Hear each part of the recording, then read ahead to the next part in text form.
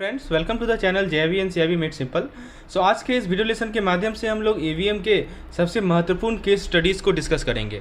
आप इस वीडियो को सही तरीके से यदि कम्प्लीटली देखते हैं तो आप इस तरह का केस स्टडी तुरंत सॉल्व कर लेंगे। जैसे कि आपका एलसी से रिलेटेड होता है, लीड टाइम दिया हुआ है, ट्रांजिट दिया हुआ है, यूजांस पीरियड दिया हुआ है, गुड्स कंजम्पशन दिया हुआ है, ईओक्यू दिया हुआ है, आपको नंबर ऑफ एलसी फाइंड करना है, frequency of opening LC find करना है, टोटल टाइम फाइंड करना है और किसी समय पे एलसी कितने आउटस्टैंडिंग है ये फाइंड करना है। तो इस तरह के क्वेश्चन को आप तुरंत सॉल्व कर लेंगे। इसके अलावा दोस्तों इस प्रकार का जो क्वेश्चन पूछा जाता है सिंप्लेक्स मेथड पे, आपसे सब्जेक्टिव इक्वेशन पूछेगा, कंस्टेंट इक्वेशन पूछेगा, एंटरिंग वेरिएबल पूछेगा, डिपार्टिंग वेरिएबल पूछेगा, ऐसा टेबल बना के केस स्टडी पूछा जाता है और पूछा गया है बहुत बार, इसे सॉल्व कर लेंगे। और तीसरा केस स्टडी जो मैं आपको बताने वाला हूं दोस्तों वो आपका एमपीवीएफ पे है। एमपीवीएफ का आपने टंडन मेथड पढ़ा होगा, Tandon committee method 1, method 2, method 3, तीनों से एमपीवीएफ को कैलकुलेट करो, करंट रेशियो बताओ। तो दोस्तों ये तीन तरह के जो केस स्टडीज़ हैं बहुत इंपॉर्टेंट केस स्टडीज़ हैं। मैंने पिछले 3 साल का जो एनालिसिस देखा उसमें पूछे गए हैं और आज इस वीडियो के माध्यम से मैं आपको एक एक कंसेप्ट क्लियर कर दूंगा।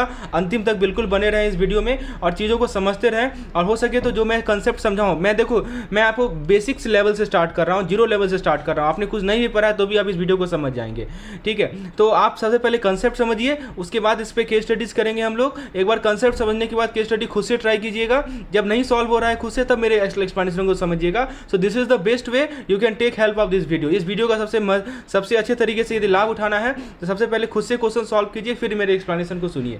चलिए दोस्तों पहला कंसेप्ट समझते हैं हम लोग। एलसी लिमिट्स में दोस्तों सवाल हर एक साल पूछा जाता है, फिक्स क्वेश्चन है इससे। तो देखिए सबसे पहले मैं आपको अप्रेजल समझा देता हूँ कि कैसे एलसी लिमिट को अप्रेज किया जाता है। जैसे मान लीजिए सबसे पहला देखिए 5 चीज़ पूछा जाता है इसमें। Average amount of each LC, LC समझते हैं ना, लेटर ऑफ क्रेडिट को एलसी कहते हैं। तो इमेजिन कीजिए कि आपका एक बिजनेस है, आप हर एक महीना जो है सामान खरीद रहे हैं, तो जो एवरेज अमाउंट आप अलग से रखते हैं, एवरेज पैसा जो आप अलग से रखते हैं प्रत्येक ट्रांजैक्शन का, वो होता है कि वो बेसिकली वो क्या है कि आप डिसाइड कर रहे हैं कि कितना पैसा आप खर्च करेंगे हर एक बार, समझे। तो ये होता है हमारा एवरेज अमाउंट ऑफ एलसी। तो एवरेज अमाउंट ऑफ एलसी का मतलब ये हुआ कि आपका एक बिजनेस है, आप हर एक महीना जो है गुड्स को क्या करते हैं, खरीदते हैं, समझे। आप हर एक महीना गुड्स को खरीदते हैं, कोई सामान खरीदते हैं। तो जो एवरेज अमाउंट आप अलग से रख रहे हैं प्रत्येक ट्रांजैक्शन का, वो डिसाइड कर रहे हैं आप कितना पैसा आप हर एक बार खर्च करेंगे। तो कैसे निकाला जाएगा ये एवरेज अमाउंट? सबसे पहली बात आप ये देखिए कि आपका मंथली कंजम्पशन ऑफ गुड कितना है और आपका इकोनॉमिक ऑर्डर क्वांटिटी कितना है, जिसको हम लोग ईओक्यू बोलते हैं। ईओक्यू क्या होता है? ईओक्यू को आप डिसाइड करते हैं कि आप देखते हैं कि आपका सप्लाई का सोर्स क्या है, ट्रांसपोर्टेशन का मीन्स क्या है, कितना डिस्काउंट हमें मिल रहा है। इस बेसिस पे आप डिसाइड करते हैं कि हाँ इस पार्टिकुलर इसमें हम लोग इतना ही ऑर्डर करते हैं जो कि हमारे लिए इकोनॉमिक होगा, हमारे लिए सस्ता होगा। तो वही कहते हैं हम लोग इकोनॉमिक ऑर्डर क्वांटिटी। समझ में आ गया? चलिए उसके बाद दोस्तों नेक्स्ट क्वेश्चन पूछा जाएगा फ्रीक्वेंसी। जैसे मान लीजिए कि आपने सामान खरीदा $12,000 का, ठीक है। कितना का सामान खरीदा दोस्तों आपने? $12,000 का एक साल में आपने सामान खरीदा। तो सारा का सारा पैसा एक बार तो आप खर्च नहीं करेंगे। आप क्या करेंगे कि आप डिसाइड करेंगे कि हम 2-2 महीना पे ना छोटा छोटा परचेज करते हैं। ऐसा नहीं कि सीधा 12,000 एक बार में दे दिए, बिल्कुल नहीं ऐसा करेंगे। आप क्या करेंगे कि आप बोलेंगे कि चलो ऐसा डिसाइड करते हैं कि हर एक 2-2 महीना पे हम कुछ पैसा जो है खर्च करते हैं, ठीक है। स्मॉल परचेज, कुछ हर एक 2 महीना पे कुछ छोटा सा चीज़ खरीदते हैं, ठीक है। तो इसका मतलब क्या हुआ, आप इसे स्प्रेड कर रहे हैं, राइट। तो बेसिकली आप एक परचेज अकाउंट ओपन कर रहे हैं हर एक 2 महीना पे।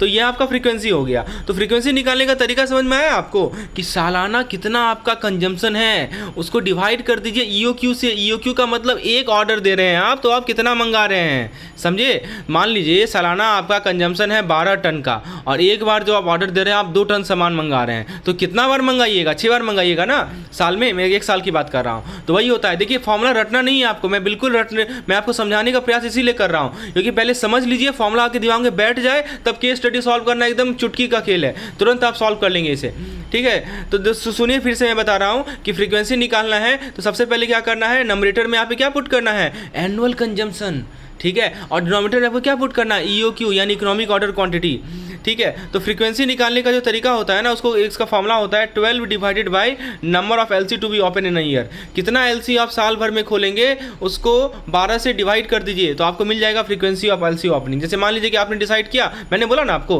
कि $12,000 आपके पास था, आपने क्या किया, आपने बोला कि हम एक साथ $12,000 थोड़ी खर्च कर देंगे, हम साल में हर एक 2-2 महीना में परचेज करेंगे, समझे। तो यहाँ पे जो 2 महीना है, हर एक 2 महीना, ठीक है। तो फ्रीक्वेंसी कितना हो जाएगा, 6 बार आप परचेज करेंगे साल में, तो ये फ्रीक्वेंसी हो गया। तो 12 को आप 2 2 से डिवाइड करेंगे ना, कितना एलसी ओपन करेंगे उससे डिवाइड कर दीजिए 12 को, तो फ्रीक्वेंसी मिल जाएगा। ये फॉर्मूला याद रखिएगा, अब आगे काम आने वाला है। तीसरा पार्ट आता है outstanding LC at a particular time.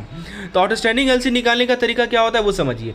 जैसे मान लीजिए आपने कुछ खरीदा, तो ऑब्वियस सी बात है ना, गुड्स तो ऐसा नहीं कि आज आपने खरीदा तुरंत मिल गया, कुछ समय तो लगता है ना आने में, डिलीवरी टाइम जिसको कहते हैं। तो इस टाइम को हम लोग लीड टाइम कहते हैं। समझ में आया? मैं फिर से रिपीट कर रहा हूँ, आपने कुछ आज ऑर्डर किया, आपने कुछ खरीदा, तो उसको आप तक पहुँचने में समय लगता है, उस टाइम को हम लोग क्या बोलते हैं? लीड टाइम बोलते हैं। लेकिन दोस्तों लीड टाइम तो लगेगा ही लगेगा, इसके अलावा कुछ शिपमेंट का भी टाइम लगेगा और कुछ एक्स्ट्रा टाइम आपको लगेगा, जिसको हम लोग आपको पे करना। वैसे तो नहीं कि आपको सामान मिला तुरंत पे कर देंगे, तो आपको समय लेना पड़ता है ना पेमेंट के लिए, उसे कहते हैं यूजांस पीरियड। क्या कहते हैं उसे? यूजांस पीरियड। समझे? तो दोस्तों आप 3 चीज़ को जोड़ दीजिए। किसको किसको? Lead time. लीड टाइम क्या होता है? वो समय जो कि लगता है गुड्स को आप तक पहुंचने में। दूसरा क्या? Shipping time. शिपिंग टाइम यानी शिप समझते ही होंगे। और तीसरा का यूजांस पीरियड, जिस समय में आप पेमेंट में एक्स्ट्रा टाइम लगाते हैं। तो इन तीनों को जोड़ दीजिएगा ना आप, तो क्या होगा आपको? तो इससे आपको पता चलेगा कि आपका परचेज अकाउंट कितने दिनों तक खुला रहता है। ठीक है, यदि मान लीजिए कि ये 7 महीना हो गया, आपने सबको जोड़ा और 7 महीना हो गया, तो दोस्तों एक समय पे कितना परचेज अकाउंट आपका खुला रहेगा पता है आपको? हो सकता है कि 4 परचेज अकाउंट ओपन हो किसी एक समय पे, क्योंकि पिछला वाला तो खत्म ही नहीं हुआ है, अगला वाला शुरू हो गया, राइट? तो यही चीज़ है। तो दोस्तों आपका जो आउटस्टैंडिंग एलसी है ना, वो इन बात पे डिपेंड करता है कि लीड टाइम क्या है, ट्रांजिट टाइम क्या है, यूजांस पीरियड कितना है। ये चीज़ समझ में आ गया? ठीक है, अब मैं आपको एक एग्जांपल लेके भी समझा देता हूँ कि जैसे मान लीजिए कि लीड टाइम है 10 दिन, ट्रांजिट टाइम है 20 दिन, यूजांस पीरियड है 6 महीना, तो एलसी आउटस्टैंडिंग कितने महीना के लिए रहेगा? 7 महीना के लिए रहेगा ना, क्योंकि 10 और 20 जोड़ेंगे तो 30 हो गया, 1 महीना तो यहाँ खा गया, और 6 महीना का यूजांस है, मतलब 6 महीना बाद हम पेमेंट करेंगे, तो 7 महीना हमारा आउटस्टैंडिंग रहेगा। तो यदि गुड्स का कंजम्पशन 1 साल में 6 करोड़ है, ध्यान से सुनिए, गुड्स का कंजम्पशन 1 साल में 6 करोड़ है, और एक बार जो आप ऑर्डर देते हैं ना, तो मात्र 1 करोड़ का ही सामान मंगाते हैं, तो आप बता सकते हैं कि कितना एलसी ओपन होगा 1 साल में? तो 6/1 यानी 6 एलसी ओपन होगा, राइट? 6 एलसी ओपन होगा। और फ्रीक्वेंसी कैसे होगा? फ्रीक्वेंसी निकालने के लिए 12 को 6 से भागा दे दीजिए, यानी हर एक 2 महीना पे आप एक एलसी ओपन करेंगे। तो इसके कारण कितना एलसी आउटस्टैंडिंग रहेगा एक बार में किसी समय पे? कैसे निकालेंगे? देखिए सिंपल सी बात है, 7 मंथ जो है आपका, जो आपका ये टाइम लग रहा है, ठीक है, तो 7 मंथ को डिवाइड कर दीजिए 2 मंथ से, क्योंकि हर एक 2 महीना पे आप फ्रीक्वेंसी ओपन कर रहे हैं, तो आपको लगभग 3.5 मिलेगा। तो मंथ तो हमारा तो एलसी आउटस्टैंडिंग तो डेसिमल में तो हो नहीं सकता है, ये हमेशा इंटीजर होगा, तो एक समय पे 4 एलसी आपका खुला रहेगा। समझ में आ रहा है? क्योंकि दोस्तों एक एलसी को ख़त्म होने में 7 महीना लगता है। सिंपल सी भाषा में समझिए, 7 महीना में एक एलसी कंप्लीट हो रहा है, और 1 साल में आप 6 एलसी मंगा रहे हैं, राइट? हर एक 2-2 महीना पे आप एलसी ओपन कर रहे हैं, तो 7 को 2 से भागा दे दीजिए। तो दोस्तों एक बार में एक समय पे 4 एलसी आपका आउटस्टैंडिंग रहेगा, तो इसलिए फॉर्मूला रटने की कोई आवश्यकता नहीं है। ठीक है, अब टोटल एलसी लिमिट की बात करें दोस्तों, टोटल एलसी लिमिट का मतलब क्या हुआ कि यदि आपने डिसाइड किया कि प्रत्येक परचेज के लिए आप $3000 खर्च करेंगे, तो आपका एक समय पे और आपका 4 परचेज अकाउंट ओपन है, मैंने आपको बताया ना कि 4 परचेज अकाउंट ओपन है, तो आपका टोटल स्पेंडिंग कितना हो जाएगा? टोटल स्पेंडिंग नहीं हो जाएगा 3000 × 4, एक परचेज पे आप 3000 खर्च कर रहे हैं, और एक समय पे 4 एलसी आपका आउटस्टैंडिंग है, तो टोटल परचेज कितना हो जाएगा? 12000।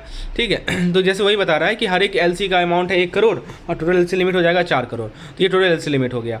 अब दोस्तों आप एक क्वेश्चन कर लेते हैं, तो कंसेप्ट आपका क्लियर होगा। जैसे मान लीजिए कि लीड टाइम है 10 दिन, ट्रांजिट 20 दिन, यूजांस पीरियड 6 महीना, ठीक है, एलसी आउटस्टैंडिंग रहेगा 7 महीना के लिए, कंजम्पशन आपको कितना है। तो दोस्तों एक क्वेश्चन कर लेते हैं, आपको कंसेप्ट क्लियर हो गया, लीड टाइम क्या होता है, ट्रांजिट टाइम क्या होता है। सो फ्रेंड्स, आगे बढ़ने से पहले आपको मैं कैप्सूल कोर्स के बारे में जानकारी देना चाहता हूँ। एक सिंगल कोर्स है जो कि आपको 3 दिन में कंप्लीट सिलेबस रिवाइज कर देगा। इसका आप कंटेंट एक बार देखिए, 1 लाइनर पीडीएफ है, कैप्सूल पीडीएफ है, क्विक रिवीजन मॉड्यूल वाइज है, डेली क्विजेस मैंने डाल रखा है जिसमें आपको प्रैक्टिस कर सकेंगे इस तरह के क्वेश्चन, इस तरह के केस स्टडी जो मैं अभी आपको बता रहा हूँ। प्रीवियस ईयर क्वेश्चन है, ताकि आप देख पाएंगे कि पिछले साल में किस प्रकार का सवाल पूछा गया है। MCQ विद 1 लाइनर है, फिर फॉर्मुला पीडीएफ मैं सेपरेट प्रोवाइड कर रहा हूँ। तो ये सभी कंटेंट आप मात्र 75 रुपीज़ में परचेज कर सकते हैं। तो हमारे AVM कैप्सूल कोर्स को प्राप्त करने के लिए आप हमारे ऐप को इंस्टॉल कर लें। JVN CIB made simple app है, ऐप का लिंक डिस्क्रिप्शन में प्रोवाइडेड है, यानी तो मुझे व्हाट्सएप कर सकते हैं नंबर पे, मैं नंबर आपको शो कर देता हूं, तो आप इस पार्टिकुलर कोर्स को इनमें एनरोल हो सकते हैं। चलिए दोस्तों, अभी हम लोग जो कंसेप्ट समझ रहे थे, ये यहाँ पे नंबर आप देख सकते हैं, ये हमारा व्हाट्सएप नंबर है। तो फ्रेंड्स, अभी जो कंसेप्ट हम लोग समझ रहे थे उसे क्वेश्चन कर लेते हैं। Lead time 10 days, transit 20 days, usance period 5 month, consumption of good 4 crore. अब देखिए इसमें 5 क्वेश्चन बना देगा। EOQ बता दो, नंबर ऑफ एलसी बता दो, फ्रीक्वेंसी ऑफ ओपनिंग एलसी बता दो, टोटल टाइम बता दो और स्टैंडिंग एलसी या टाइम बता दो। ये 5 क्वेश्चन का केस स्टडी पूछा जाता है, तो इसको जरूर अपने से पहले एक बार खुद से ट्राई कीजिए, फिर मैं समझाता हूँ। और एलसी लिमिट बता दो। सबसे पहले मैं आपको नंबर ऑफ एलसी बताता हूँ। तो बताइए दोस्तों, नंबर ऑफ एलसी कैसे पता चलेगा? नंबर ऑफ एलसी कितना एलसी खुलेगा तो वो ईओक्यू पे डिपेंड करेगा और आपका एनुअल कंजम्पशन पे डिपेंड करेगा। तो 4 करोड़ का कंजम्पशन है और आप एक बार जो ऑर्डर कर रहे हैं उसमें 2 करोड़ का सामान मंगा रहे हैं, तो अल्टीमेटली आप कितना एलसी ओपन करेंगे? 2 एलसी ओपन करेंगे, 4/2, समझे? तो एलसी नंबर ऑफ एलसी का फॉर्मूला होता है consumption upon EOQ equal to 4/2। देखिए समझने का प्रयास कीजिए, रटने का प्रयास मत कीजिए। रटने जाइएगा तो कभी फॉर्मूला उल्टा दीजिएगा, आप ईओक्यू ऊपर लिख दीजिएगा, कंजम्पशन नीचे लीजिए, हो गया ये सब कंसेप्ट आपका वहाँ गया। तो दोस्तों समझने का प्रयास कीजिए कि कितना एलसी ओपन होगा वो डिपेंड करेगा किस पे? आपका कंजम्पशन कितना है, सालाना कंजम्पशन कितना है, और एक बार जब आप ऑर्डर कर रहे हैं तो कितना का ऑर्डर कर रहे हैं, तो कंजम्पशन को ईओक्यू से डिवाइड कर देंगे तो आपको नंबर ऑफ एलसी मिल जाएगा, यानी कि 2 एलसी आप ओपन करेंगे। ये समझ में आ गया? अब जरा देखिए फ्रीक्वेंसी ऑफ ओपनिंग एलसी की बात करते हैं। दोस्तों फ्रीक्वेंसी कैसे निकालते हैं बताइए? तो आपको मैंने बताया ना कि साल में आप 2 ही एलसी ओपन कर रहे हैं और साल में 12 महीना होता है, राइट? तो फ्रीक्वेंसी आपका क्या हो जाएगा? 6 महीना पे, हर एक 6 महीना पे ओपन करेंगे। सिंपल सी तो बात है। 12 महीना है साल में और आप हर एक 2 महीना साल में 2 ही एलसी ओपन कर रहे हैं, तो एक एलसी पहले 6 महीना पे, दूसरा एलसी 2 6 महीना पे, यही होगा ना। चलिए फ्रीक्वेंसी आपको मिल गया 6 मंथ, तो उसका भी फॉर्मूला देख लीजिए, 12 अपॉन नंबर ऑफ एलसी। रटने का प्रयास बिल्कुल मत कीजिए, समझने का प्रयास कीजिए। कभी फॉर्मूला याद नहीं करना है, फॉर्मूला को समझना है, दिस इज वेरी इंपॉर्टेंट, ठीक है? मैंने रेशियो एनालिसिस टॉपिक पे मैं अपने वीडियोस में यही हमेशा प्रयास करता हूँ, आपको फॉर्मूला समझा दूँ। You did not have to remember the formula, this is very important. Now the next question is find the total time. Total time का मैंने आपको बताया था, टोटल टाइम निकालने के लिए लीड टाइम ले लीजिए, यूजांस टाइम ले लीजिए, ट्रांजिट टाइम ले लीजिए। तो लीड टाइम देखिए यहाँ पे दे रखा है 10 दिन का, 20 दिन का और पीरियड 5 महीना का, टोटल 6 महीना का हो जाएगा। और स्टैंडिंग एलसी के लिए क्या बताया था, याद कीजिए। और स्टैंडिंग एलसी के लिए मैंने आपको बताया था कि नॉमिनेटर में टोटल टाइम लिखते हैं और डिनोमिनेटर में फ्रीक्वेंसी ऑफ ओपनिंग एलसी लिखते हैं। तो टोटल टाइम है 6 महीना, मतलब एक एलसी को कंप्लीट होने में 6 महीना लग रहा है, राइट? और फ्रीक्वेंसी क्या है ओपनिंग का कि हम 6 महीना पे ही ओपन कर रहे हैं, तो मतलब आउटस्टैंडिंग एलसी एक समय पे एक ही रहेगा। और एलसी का लिमिट के लिए क्या बताया, आउटस्टैंडिंग एलसी इंटू ईओक्यू। तो आउटस्टैंडिंग एलसी इंटू ईओक्यू यानी 2 हो गया, 2 करोड़, ठीक है? तो ये एलसी का लिमिट हो गया। तो आपको ये समझ में आ गया, ठीक है? अब ये क्वेश्चन आपके लिए है, ये क्वेश्चन आपके लिए है, खुद से ट्राई कीजिएगा। देखिए मैं एक बार आप एक बार से ट्राई कीजिए। एबीसी कंपनी जो है इंपोर्ट करना चाह रही है, परचेज करना चाहिए रॉ मटेरियल को क्रेडिट बेसिस पे 2022-23 के लिए 600 लाख का। लीड टाइम है 1 महीना, यूजांस पीरियड है 2 महीना का। एग्जैक्ट यही क्वेश्चन पूछा गया था हमारा 2022 में, ठीक है? एलसी लिमिट पूछा गया कितना होगा, बताइए तो कितना होगा? तो यहाँ पे आपसे एलसी का लिमिट पूछा गया ना, तो एलसी का लिमिट का फॉर्मूला क्या होता है? सबसे पहले एलसी लिमिट निकालने के लिए आपको क्या करना होगा, आउटस्टैंडिंग एलसी इंटू ईओक्यू करना पड़ेगा। तो यहाँ पे देखिए एक एलसी के लिए कितना समय लग रहा है, देखिए 2 महीना और प्लस लीड टाइम 1 महीना, यानी 3 महीना लग रहा है एक एलसी के लिए। और number of cycle of operation of LC, तो एक एलसी के लिए 3 महीना लग रहा है, तो आप 4 एलसी ओपन करवा सकते हैं, राइट? तो एलसी पर साइकिल कितना हो जाएगा, 600 लाख अपॉन 4, राइट? क्योंकि आपका 600 लाख क्या है, 600 लाख आपका है टोटल एनुअल कंजम्पशन। चलिए उसके बाद हम लोग आगे बढ़ते हैं। अब देखिए ये क्वेश्चन है हमारा केस स्टडीज़ है किस पे, सिंप्लेक्स टेबल पे। अब देखिए इस प्रकार का आपको टेबल दिया रहेगा, एक तरफ आप देख सकते हैं ZMNP दिया हुआ है, एक तरफ आप देख सकते हैं रो में ZBCMNP दिया हुआ है, और एक तरफ आपका सॉल्यूशन है। सबसे पहले पूछेगा कि सब्जेक्टिव इक्वेशन बता दो इसका, दूसरा पूछेगा कि कंस्टेंट इक्वेशन बता दो इसका, तीसरा पूछेगा इंटरिंग वैल्यू बता दो, चौथा पूछेगा डिपार्टिंग वैल्यू बता दो, पांचवा पूछेगा पाइवट एंट्री बता दो, और 6 में पूछा जाएगा नया पाइवट रो बता दो। बहुत दोस्तों केस स्टडी इसी प्रकार बनता है। सिंप्लेक्स मेथड आपने यदि पढ़ा है तो इसको आप तुरंत सॉल्व कर पाएंगे। Please try to do it on your own and now I am explaining. सबसे पहले दोस्तों मैं आपको सब्जेक्टिव इक्वेशन समझाता हूँ। सब्जेक्टिव इक्वेशन कैसे निकाला जाता है, देखिए सबसे पहले तो आप देखिए सब्जेक्टिव इक्वेशन निकालने का सिंपल तरीका है। देखिए मैं समझा रहा हूँ। पहला वाला आपको रो दिख रहा है, क्या क्या लिखा हुआ है जरा देखिए तो, Z लिखा हुआ है, B लिखा हुआ है, C लिखा हुआ है, M लिखा हुआ है, N लिखा हुआ है, P लिखा हुआ है, और दूसरा रो का एलिमेंट देखिए क्या क्या है, 1 -2 -6 0 0 0। करना क्या है आपको ना, जब भी सब्जेक्टिव इक्वेशन निकालना रहे तो Z को 1 से गुना कर दीजिए, Z और 1 दिख रहा है ना आपको, Z को 1 से गुना कर दीजिए, B को -2 से मल्टीप्लाई कर दीजिए, C को -6 से मल्टीप्लाई कर दीजिए, M को 0 से मल्टीप्लाई कर दीजिए, N को 0 से मल्टीप्लाई कर दीजिए, और P को 0 से मल्टीप्लाई कर दीजिए। समझे, यही करना है आपको। तो Z को 1 से गुना करेंगे तो Z ही तो होगा, B को -2 से करेंगे तो -2 भी होगा, C को -6 से करेंगे तो -6 ही होगा। तो आपको और इसको क्या करेंगे, इक्वेट कर देंगे किससे, 0 से, क्योंकि दोस्तों इक्वेशन में आप आपको इक्वेशन में इक्वालिटी का सिंबल होगा तो आपका सब्जेक्टिव इक्वेशन क्या हो जाएगा, z minus 2v minus 6c plus 0m plus 0n plus 0p is equal to 0। समझ में आया कि नहीं आया ये बताइए। सब्जेक्टिव इक्वेशन निकालना सीखे कि नहीं सीखे, फिर से मैं बता रहा हूँ, एक बार सुनिए बात को। करना क्या है सब्जेक्टिव इक्वेशन निकालने के लिए कि आपको जो पहला रो है उसको दूसरा रो के एलिमेंट से मल्टीप्लाई कर देना है और सभी को जोड़ देना है। तो जेड को 1 से किया, बी को -2 से किया, सी को -6 से किया, एम को 0 से किया, एन को 0 से किया, पी को 0 से किया, सबको जोड़ दिया और सबको जोड़ के क्या किया हमने 0 से इक्वेट कर दिया। इसी प्रकार तो हमारा सब्जेक्टिव इक्वेशन निकलता है, सिंपल सा तरीका है। तो आपका सब्जेक्टिव इक्वेशन क्या निकल गया, z minus 2v minus 6c is equal to 0। अच्छा, इसको आप फर्दर सिंप्लीफाई कर सकते हैं ना, लिख सकते हैं ना z is equal to 2v plus 6c। तो दोस्तों यही हमारा सब्जेक्टिव इक्वेशन है। तो एक क्वेश्चन बना कि नहीं बना, एक मार्क्स आपका आया ना। तो ये इस प्रकार से आपने एक एक करके मैं एक्सप्लेन करूंगा एक एक चीज़ को। अब बात आता है कंस्ट्रेंट इक्वेशन कैसे निकालें, अब वो भी मैं आपको बता देता हूँ। कंस्ट्रेंट इक्वेशन निकालना है तो दोस्तों देखिए यहाँ पे क्वेश्चन में आपको दिया रहेगा, एक पॉइंट मैंने छोड़ दिया है, मैक्सिमाइजेशन का है या मिनिमाइजेशन का है, ये शायद छोड़ दिया मैंने, लेकिन क्वेश्चन में लिखा रहेगा मैक्सिमाइजेशन है या मिनिमाइजेशन है। अब दोस्तों कंस्ट्रेंट इक्वेशन निकालना है ना, तो क्या करना है मैं आपको समझाता हूँ, सिंपल सी भाषा में समझिए। देखिए आप जरा दूसरा रो पे आ जाइए दोस्तों, जो दूसरा रो का एलिमेंट बता सकते हैं ना, 0 4 6 1 0 0 और यहाँ पे देखिए सॉल्यूशन क्या है 66 है। दोस्तों करना क्या है, जेड को 0 से गुना कर देना है, बी को 4 से गुना कर देना है, सी को 6 से गुना कर देना है, एम को 1 से गुना कर देना है, एन को 0 से गुना कर देना है, पी को 0 से गुना कर देना है। ठीक है, तो जेड इंटू 0 0 हो जाएगा, बी इंटू 4 4 भी हो जाएगा, 6 इंटू सी 6 सी हो जाएगा, 1m into 1 into M 1m हो जाएगा। अब डिपेंड करता है कि मैक्सिमाइज करना है कि मिनिमाइज करना है। तो दोस्तों सवाल में मैक्सिमाइज करना है, तो is equal to less than और इक्वल टू 66। तो 4b plus 6c plus m less than equal to 66। ठीक है, ये हमारा हो जाएगा पहला। अब देखिए ये m है ना, उसको इग्नोर कर दीजिए, तो क्योंकि हमारा ये स्लैग वेरिएबल है, स्लैग वेरिएबल आप पढ़ेंगे तो 4b plus 6c less then 66 होगा और इक्वल टू 66 को सिंप्लीफाई करेंगे तो 2b plus 3c less than equal to 33। अच्छा आप जरा मुझे बताएंगे कि कितना कंस्टेंट इक्वेशन बनेगा। आपको देख के नहीं लग रहा है कि 3 कंस्टेंट इक्वेशन बनने वाला है यहाँ पे। अब दूसरा कंस्टेंट इक्वेशन के लिए क्या करेंगे, चौथा रो को देखिए, 0 into z, 2 into b, 6 into c, 0 into m, 1 into n और 0 इंटू पी, समझे। और इसको इक्वेट कर देंगे, इनइक्वालिटी का सिंबल रहेगा 72 के लेस देन इक्वल टू रहेगा, समझे बात को। तो दोस्तों 0 को जेड से गुणेंगे 0 ही रहेगा, 2b हो जाएगा, 6c हो जाएगा, 2b plus 6c less than equal to 72, समझे। तो इसको फर्दर लिख सकते हैं b plus 3c less than equal to 36। तो ये हमारा दूसरा कंस्टेंट इक्वेशन निकल गया। और तीसरा कंस्टेंट इक्वेशन के जो लास्ट वाला रो है उसे ले लीजिए, z को 0 से कर दीजिए, b को 0 से कर दीजिए, c को 4 से कर दीजिए, m को 0 से कर दीजिए, n को 0 से कर दीजिए, p को 1 से कर दीजिए, p को 1 से कीजिए, उसे इग्नोर कर दीजिए क्योंकि स्लैग वेरिएबल है। तो दोस्तों z को 0 करेंगे 0 ही रहेगा, b को 0 करेंगे 0 ही रहेगा, c को 4 करेंगे 4 रहेगा। तो 4c less than equal to क्या हो जाएगा 40। देखिए ना मैंने लिखा है 4c less than equal to 40 यानी c less than equal to 10। तो ये जो तीनों निकला ना दोस्तों, ये तीनों हमारा क्या है, कंस्टेंट इक्वेशन है। समझ में आ गया। तो आपने समझ लिया कि सब्जेक्टिव इक्वेशन कैसे निकालना है, कंस्टेंट इक्वेशन कैसे निकालना है। इस पे एक सवाल पूछा जा सकता है, 2 नंबर का सवाल, एक सब्जेक्टिव इक्वेशन पे, एक कंस्टेंट इक्वेशन पे।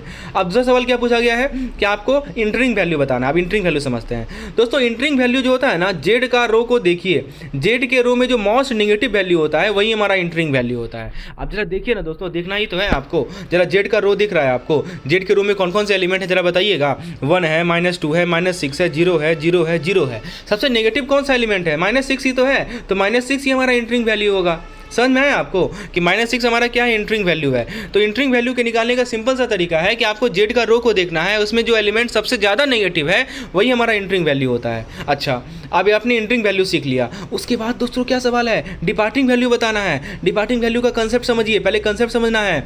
जो कॉलम -6 को होल्ड करेगा, यानी जो मोस्ट नेगेटिव वैल्यू कॉलम है वो पाइवट कॉलम कहते हैं। आप जरा पूछिए यहाँ पे पाइवट कॉलम कौन सा है। ठीक है, देखिए एक पिवट कॉलम शायद सवाल नहीं पूछ रहा है, लेकिन मैं आपको एक्स्ट्रा जानकारी दे रहा हूँ, मैं आपको हर एक जानकारी प्रोवाइड करूँगा। आप जरा देखिए, बताइए ना दोस्तों कि -6 जो है सबसे नेगेटिव वैल्यू कौन से कॉलम में है, सी वाले कॉलम में है ना। तो सी हमारा क्या हो जाएगा, पाइवट कॉलम हो जाएगा। ये भी समझ में आ गया आपको। आपने अभी तक क्या समझा, सब्जेक्टिव इक्वेशन कैसे निकालते हैं, कंस्टेंट इक्वेशन कैसे निकालते हैं। आपने ये भी देखा कि हमने इंटरिंग वैल्यू कैसे निकाला, आपने ये भी देखा कि हमने पाइवट कॉलम कैसे निकाला। अब क्या सवाल है, अब सवाल है डिपार्टिंग वैल्यू का। डिपार्टिंग वैल्यू भी सीख लीजिए, मैं आपको सिंपल भाषा में समझाता हूँ। देखिए दोस्तों, डिपार्टिंग वैल्यू निकालने के लिए जो सॉल्यूशन का कॉलम है उसको डिवाइड कर देना है पिवट कॉलम के वैल्यू में से।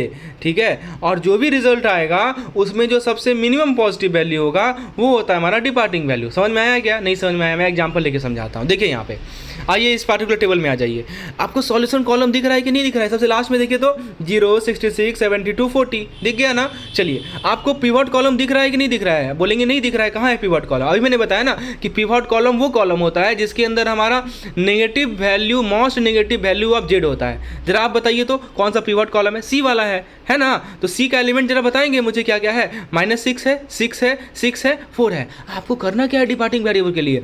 सॉल्यूशन कॉलम को सी वाले कॉलम से डिवाइड कर देना है। जैसे 0 डिवाइडेड बाई -6, पहला 66 डिवाइडेड बाई 6, दूसरा 72 डिवाइडेड बाई 6, तीसरा 40 डिवाइडेड बाई 4, और एक अलग से कॉलम बना लेना है आगे। मैं इसी को आपको शो कर रहा हूँ, यहाँ देखिए मैंने बना के रखा है आपके लिए, मैं सारा काम करके रखा हूँ पहले से। देखिए यहाँ पे, ठीक है, रेशियो बना के रखा है ना।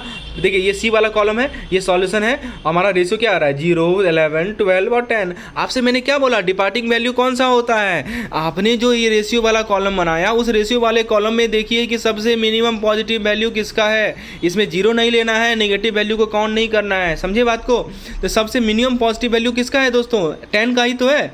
तो हमारा जो 10 वाला रो जरा देख लीजिए, 10 वाला रो कौन सा है? जरा देख लीजिए ना 10 वाला रो कौन सा है। तो 10 वाला जो रो है वो पी वाला है। तो पी जो है हमारा डिपार्टिंग वेरिएबल है। समझ में आया? एक इंटरिंग वेरिएबल होता है, एक डिपार्टिंग वेरिएबल होता है। मैं फिर से बता देता हूं दोस्तों, डिपार्टिंग वेरिएबल निकालने के लिए आपको एक अलग से कॉलम बनाना पड़ेगा जो कि solution divided by pivot column का होगा। सॉल्यूशन को नोमीटर में लिखेंगे, पिवट कॉलम को डिनोमिनेटर में लिखेंगे, पिवट कॉलम के एलिमेंट को डिनोमिनेटर में लिखेंगे, और जो भी आपका वैल्यू आया ना उसमें जो सबसे list negative least positive value है वही हमारा, उसी का कॉरस्पॉन्डिंग जो रो होगा वही हमारा क्या हो जाएगा, उसी का रो का जो एलिमेंट होगा वो क्या हो जाएगा, हमारा डिपार्टिंग वेरिएबल हो जाएगा। तो यहाँ पे पी क्या हो गया, हमारा डिपार्टिंग वेरिएबल हो गया। तो ये भी आप सीख लिया डिपार्टिंग वेरिएबल कैसे निकालते हैं, डिपार्टिंग वैल्यू पता चल गया। अब दोस्तों पूछेगा पाइवट एंट्री बता दीजिए। तो पाइवट कॉलम और डिपार्टिंग रो का जो इंटरसेक्शन होता है वही होता है हमारा पाइवट एंट्री। अब जरा बताइए तो पाइवट कॉलम कौन सा है? यहाँ पे पाइवट कॉलम सी वाला है, सी वाला कॉलम पाइवट कॉलम है, और डिपार्टिंग रो कौन सा है? पी वाला कॉलम डिपार्टिंग रो कहाँ इंटरसेक्ट कर रहा है? 4 पे इंटरसेक्ट नहीं कर रहा है दोस्तों। तो 4 हमारा हो जाएगा पिवट एंट्री। ये भी समझ में आ गया आपको पिवट एंट्री कैसे निकालते हैं? दोस्तों ये जो पीडीएफ है ना मैंने डाल रखा है अपने कैप्सूल कोर्स में। तो दोस्तों एक सिंपल सा आपसे रिक्वेस्ट है, यदि आप चाहते हैं इस प्रकार के कंटेंट को, मैंने इस प्रकार के कंटेंट को कैप्सूल कोर्स को बनाया है, ये सिर्फ इसी पर्पस से है कि लास्ट मोमेंट में आपको जितने भी इंपॉर्टेंट जानकारी आ जाए, चाहे वो पीडीएफ के फॉर्म में हो, क्विजेस के फॉर्म में हो, मॉक टेस्ट के फॉर्म में हो, सब आपको दे दी जाए। तो इसकी यदि आप इस तरह के कंटेंट चाहते हो तो हमारे ये कैप्सूल कोर्स में इनरोल हो जाइए। डिटेल जानकारी के लिए मुझे व्हाट्सएप कर सकते हैं इस नंबर पे। तो दोस्तों ये भी आपको समझ में आ गया कि पिवट एंट्री कैसे निकालते हैं। तो जो हमारा नया पिवट रो होगा वो आप देख सकते हैं इस प्रकार का होगा, Z 0/4 B/4, ठीक है, ये हमारा हो गया। तो ये समझ में आ गया कैसे हम लोग सिंपलेक्स टेबल को सॉल्व करेंगे। चलिए आगे हम लोग देखते हैं दोस्तों नेक्स्ट कंसेप्ट, जो मैंने बोला ना 3 केस स्टडी डिस्कस कर रहे हैं, जो एमपीवीएफ को डिस्कस करते हैं। देखिए सवाल है, कैश क्रेडिट दिया हुआ है, वर्किंग कैपिटल लोन 3000 करोड़ का, करोड़ में है सारा data, trade credit 9000 crore, other current liability 3000 crore, total current liability 15000 crore, current asset में कैश आ गया, इन्वेंट्री आ गया, डेटर आ गया, अदर करंट एसेट आ गया, टोटल करंट एसेट आ गया। आपको एमपीवीएफ निकालना है टेंडेंट कमेटी में। पहले मैं आपको एमपीवीएफ रिवाइज करा देता हूँ। देखिए एमपीवीएफ मैं रिवाइज कराता हूँ। एमपीवीएफ में 3 मेथड है। फर्स्ट मेथड ये कहता है कि जो हमारा मैक्सिमम परमिसिबल बैंक फाइनेंस होता है वो वर्किंग कैपिटल गैप का 75% होता है। अब आप पूछेंगे कि वर्किंग कैपिटल गैप क्या होता है। वर्किंग कैपिटल गैप निकालने का सिंपल सा तरीका है कि करंट एसेट में से करंट लायबिलिटी को माइनस कर दीजिए अदर देन बैंक बोरोइंग, क्योंकि बैंक बोरोइंग तो ऑलरेडी उसने ले रखा है ना क्रेडिट लिमिट, सीसी लिमिट, तो उसको तो हटाना ही नहीं पड़ेगा आपको, क्योंकि वो तो एक तरह से बैंक का फाइनेंस ही तो है, समझे। तो देखिए दोस्तों इसका कहने का मतलब ये हुआ कि जो पहला मेथड है एमपीवीएफ का, जो टेंडेंट कमेटी का पहला मेथड है, उसमें ये कहा जा रहा है कि जो बोरोइंग फर्म है ना वो अपना 25% पैसा जो है अपने लॉन्ग टर्म सोर्स से लाए मार्जिन के रूप में। ये समझ में आया? ये इसको याद रखिए, ये याद रखिएगा, कभी दिक्कत नहीं होगा। फॉर्मूला रटने का बिल्कुल जरूरत नहीं है। क्या मैं बता रहा हूँ कि पहला मेथड ये कहता है कि जो बोरोइंग फर्म है वो 25% जो रिमेनिंग है वो लॉन्ग टर्म सोर्स से लाए। सेकंड मेथड क्या कहता है कि बोरोइंग फर्म जो है वो फाइनेंस रेज करे 25% करंट एसेट का अपने लॉन्ग टर्म सोर्स से। ध्यान दीजिएगा पिछले केस में मैंने क्या बोला कि करंट एसेट का कोई जिक्र नहीं था, टोटल जो है 25 उसका 25% जो है कहाँ से लाना है, लॉन्ग टर्म एसेट से। लेकिन यहाँ पे क्या बोल रहा है, करंट एसेट का 25% लाना है लॉन्ग टर्म सोर्स से। अब आप पूछेंगे करंट एसेट का 25% लाना है तो बाकी 75% कहाँ गया? तो बाकी 75% बैंक दे रही है ना, तो इसलिए फॉर्मूला हो जाता है एमपीवीएफ का कि 75% ऑफ करंट एसेट, उसमें से करंट लायबिलिटी को माइनस कर दीजिए और अदर देन बैंक बोरोइंग को छोड़ के क्योंकि बैंक ने पहले से दे रखा है पैसा, समझे। तो ये सेकंड मेथड हो गया। याद रखना कितना आसान है कि रटने का, फॉर्मूला रटने का बिल्कुल नहीं है, ठीक है। अब तीसरा मेथड क्या कहता है? तीसरा मेथड ये कहता है कि जो बोरोवर है कोर एसेट का 100% देगा और करंट एसेट का 25% देगा, ठीक है, अपने लॉन्ग टर्म सोर्स से। याद हो गया कि नहीं हो गया? तो देखिए फॉर्मूला क्या हो जाएगा, 75% of under bracket current asset minus core current asset minus current liability और देन बैंक बोरोइंग। तो ये 3 मेथड याद हुआ कि नहीं हुआ आपको? बताइए, याद हो गया ना? अब आप क्वेश्चन को कर लीजिए जल्दी से, ये क्वेश्चन कीजिए, बताइए क्या होगा। अब देखिए अब यहाँ पे देखने से नहीं लग रहा है आपको कि आपको MPBA बताना है फर्स्ट मेथड के अनुसार। तो टोटल करंट एसेट कितना हो गया आपका? 29,000, 29,000 आपका करंट एसेट हो गया। इसमें से करंट लायबिलिटी माइनस कर दीजिए ना दोस्तों। तो CC लेंगे क्या? बिल्कुल नहीं लेंगे। वही तो मैंने बोल रहा है कि बैंक बोरोइंग नहीं लेना है, ठीक है। तो 3,000 मत ले लीजिएगा, यहीं गड़बड़ा जाएगा आपका मामला, समझे। ट्रेड क्रेडिटर ले लीजिएगा और अदर करंट लायबिलिटी ले लीजिएगा। तो 9,000 प्लस 3,000 यानी कितना हो जाएगा? 12,000, समझे। तो 12,000 आपका हो गया current liability minus bank borrowing, क्योंकि CC लिमिट एक तरह का बैंक बोरोइंग तो है, उसको माइनस करना है आपको। तो आप क्या करेंगे, 29,000 में से 12,000 घटा देंगे तो आपको मिल जाएगा, कितना मिल जाएगा बताएंगे? 29,000 में से, और उसका दोस्तों नहीं केवल इतना ही नहीं करना है, क्योंकि आपको MPBF निकालना है तो 75% लेना है, right. 75% of working capital gap. तो 75% ऑफ 29,000 में से 12,000 घटाएंगे तो कितना हो जाएगा? 17,000 हो जाएगा। और 17,000 का 75% निकाल लीजिए, भाई आपका आंसर होगा।